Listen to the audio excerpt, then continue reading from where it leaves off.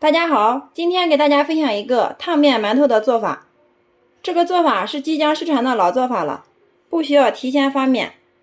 它的特点就是蒸出来的馒头个个都是水光肌，蓬松暄软，不塌陷，香甜又劲道。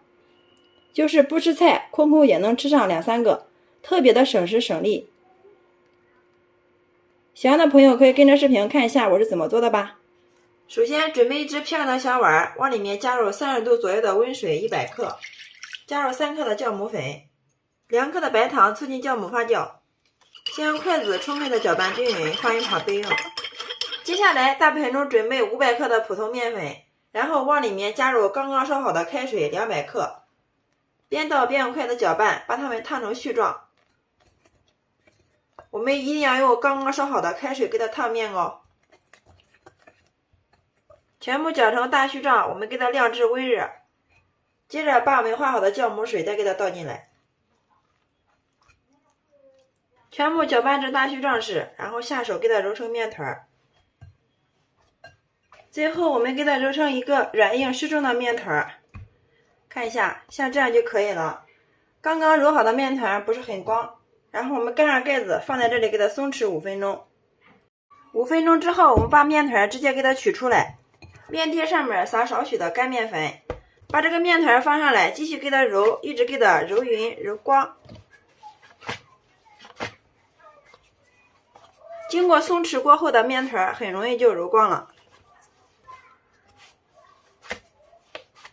面团揉匀揉光之后，不用醒面，我们直接给它搓成长条，然后再用刀给它切成大小均匀的小面剂。取出一个剂子出来，放到面贴上面，继续给它揉，一直给它揉匀揉光。我们用折叠按压的方法给它揉，把里面的气体给它完全排出来。等揉的差不多的时候，再慢慢的往里面给它收口，最后再弹圆。上面再撒少许的干面粉，我们给它整理成一个椭圆形。好啦，像这样一个馒头的生胚就做好了。所有的馒头生坯一次揉好之后，我们给它均匀的码放到这个笼屉里面。放的时候，2个馒头生坯之间一定要给它留够足裕的空间，这样馒头蒸好之后它不易粘连。放到温暖处，醒发至原来的1.5倍大。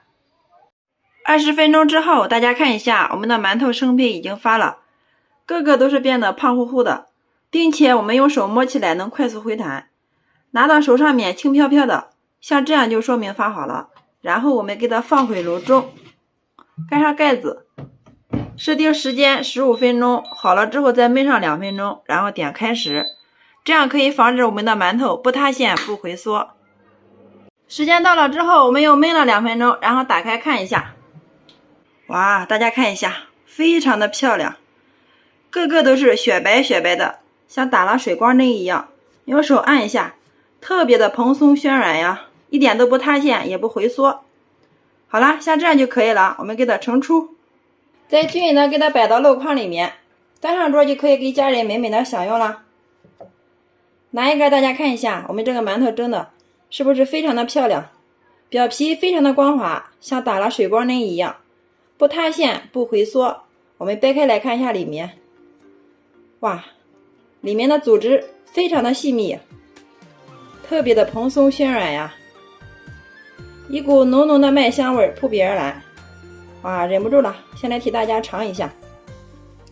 哇，真的是太好吃了，香甜又劲道，回味有一点甘甜味儿，比外面买的馒头还要好吃哦。关键是它的做法非常简单，也不需要发面，特别的省时省力。这个烫面馒头的做法是老一辈即将失传的做法了，很多朋友都不会做，尤其是冬天的时候，天冷发面慢，用这个方法蒸馒头，特别的省时又省力，方法非常的简单实用。喜欢吃馒头的朋友一定要收藏起来，有时间做给家人尝尝吧，保证比你平时蒸出来的馒头还要好吃10倍哦。看一下，真的是松软又多层呀，即使凉了也是非常的暄软。好啦，今天给大家分享烫面馒头的做法就到这里啦。大家若感觉我的视频对你有所帮助的话，麻烦动动你发财的小手帮忙评论转发支持一下吧。非常感谢你的观看与支持，我们下个视频再见。